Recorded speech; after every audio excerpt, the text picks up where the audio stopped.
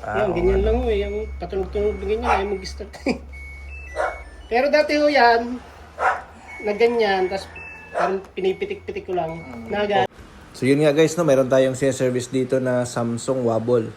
So ayaw niya mag-start, no. So tumutunog lang guys, no. So common naman ito guys sa mga ganitong brand, yung problema na yan. So ito nga, binabaklas natin yung board. Nandito tayo ngayon sa Tagaytay. So yun nga, sinubukan na ito i-repair ng ating customer. Tinanggal niya na guys yung capacitor dyan na kadalasan na nagsushortage, no. Kasi yung mayroong capacitor na maliit dyan, yung C160. So tinanggal niya na, kaso ganun pa rin, no. So kadalasan kasi yung C160 na capacitor, yun yung nagsushortage, no. Pero tinanggal na ng ating customer, ganun pa din. Kaya ang gagawin namin dito, i-check natin kung anong problema para malaman natin kung bakit nagkakaroon pa rin siya ng error na inalis naman na yung C160 na capacitor dito. So yun. So ano muna natin to, katingin muna natin para ma-check natin. So maraming mga na-vlog naman na tayo nito guys. Start problem ito ng Samsung Wobble, no.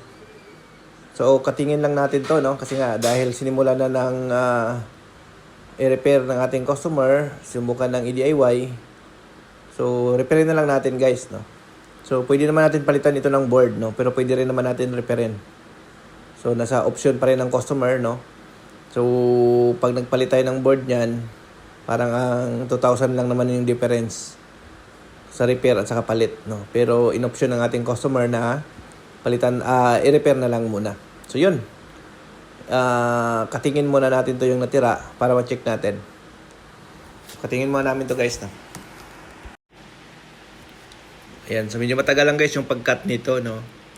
So yun, no. So sa mga gusto pala matuto sa atin, no, sa mga gusto matuto ng automatic washing repair, panoorin nyo lang yung mga vlog natin, no, kasi nga actual po yung kuha natin sa mga videos natin, sa mga vlog natin.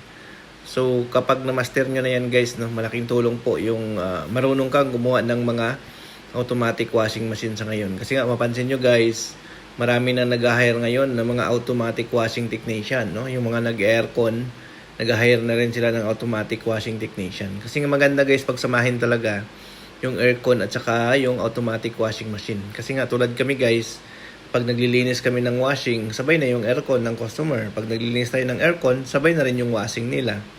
No? So mas ano guys, no, napansin namin guys, sa washing machine wala siyang season. So halos araw-araw talaga mayroong nasisirang washing machine. Unlike sa aircon na pag taglamig, mahina yung gawa ng aircon, mahina yung kita pagdating sa aircon. Sa washing machine, walang season. Tag-init man, tag-ulan man, malakas talaga ang repair ng pagdating sa automatic washing machine. So tulad sa amin guys, tinuturo naman na natin yung pag-repair, pero ang dami pa rin talaga ng pa-schedule sa amin. So yun, no. So ito guys, no, ang pag-check nito, dahil natanggal na yung C160 na capacitor dyan sa mga previous vlog natin, ang i-check natin guys, dito yung continuity, titingnan natin yung connection, no. Sa connection na lang tayo mag-focus kasi nga tinanggal na yung C160, inalis na ng ating customer. So ang gagawin natin, i-check natin, no. So dito guys, mayroon ditong diode at saka autocoupler, no. So dito optocoupler sa bandang kaliwa ng paa ng optocoupler, no. Kasi itong diode na to, dapat dugtong yan sila guys, dapat mayroon niyang continuity, no, pag ibabuzzer mo kasi mayroong maliit na linya diyan, connected yan doon sa paa ng autocoupler, no. Sa bandang kaliwa guys kapag nakaharap kayo sa optocoupler. So dapat meron siyang connection diyan. So pag tingnan niyo naman, makikita niyo yung paa ng autocoupler diyan, dumaan sa pinakagilid, yung hibla niyan, dumaan, no? Tagos yan dito sa diode, no? So ito nga guys, napansin namin to, wala kaming makuhang reading or continuity mula doon sa autocoupler papunta dito sa diode, no? So linisin natin to, yung paa ng diode at saka yung paa ng optocoupler, no? So linisin muna natin.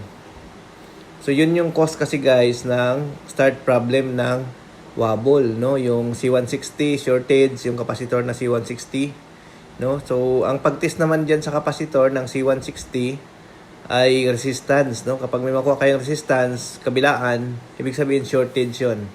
So, yun yung kailangan yung alisin or palitan. Pwede nyo siyang palitan, pwede nyo siyang alisin. Then, itong pangalawa na to, ito yung hibla guys, na nagkukunik doon sa autocoupler at saka diode. Diyan sa gilid dumadaan yan. So, mula dyan, yan, pupunta dito sa autocoupler, no? Diyan sa kaliwang paa. So, kung titingnan nyo naman yan, makikita nyo yan, connected yan sila, dumaan lang sa pinakagilid ng board. So, kapag i-continuity nyo, ayan, dapat magkaroon ng buzzer, no? Ayan, so dito nakita namin, wala kaming makitang buzzer. So, ang gagawin namin dito, jumperan na lang natin to ng wire, no? Kasi nga, may chance na putol ito. So, ang gagawin natin, hinangan na lang natin siya ng wire. Lagyan natin. So, ayan. So, pagpasensyahan nyo na yung video natin kasi medyo hindi siya stable pero sinisikap naman natin na maipakita, no? So, ayan. Dito sa diode na yan, mula dito sa paa ng autocoupler. So, ayusin natin, no? Ayan. Pinakagilid, guys, ng paa ng autocoupler. So, makikita nyo naman, no? Yung pinakagilid ng paa na yan, mayroon dyan, parang hibla siya, no? So, yun lang naman yung may connection. Ayan. So, yun, yung pinakagilid. Ayan. So, yun, no? So, nalagyan na siya natin ng jumper. Ayan na. So, testingin na natin, guys, no? Tingnan na natin kung mag-start na. So, ayan. On. Ayan. Start na siya, guys. Okay na, no? So, working na siya, no? So, yun po ang naging problema niya, yung isang line putol, no? So, yun po yung kinonect natin dyan. So, yun, no? So, ito naman, no? Kung kaya nyo maghinang, kaya naman talaga i-DIY ito, yung itong problema. So, ayan. Testing na natin siya, guys.